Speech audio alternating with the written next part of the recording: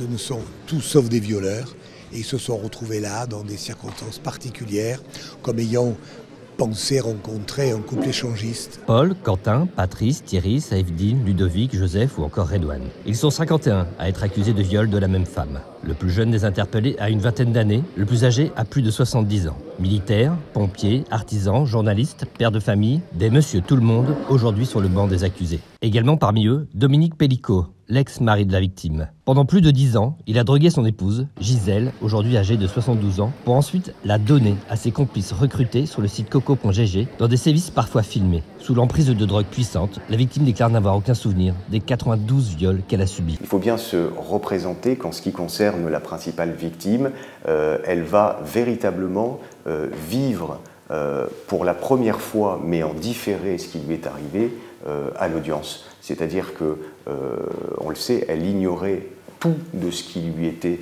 infligé.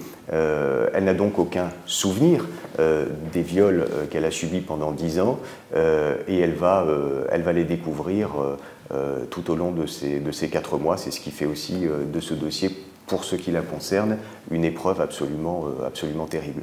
Du côté des accusés, si Dominique Pellicot a reconnu les faits, certains complices avancent qu'ils n'étaient pas au courant que la victime était droguée et qu'ils pensaient n'avoir simplement participé qu'à un jeu libertin avec un couple marié. Je crois que c'est un peu le profil de toutes les personnes qui sont là aujourd'hui.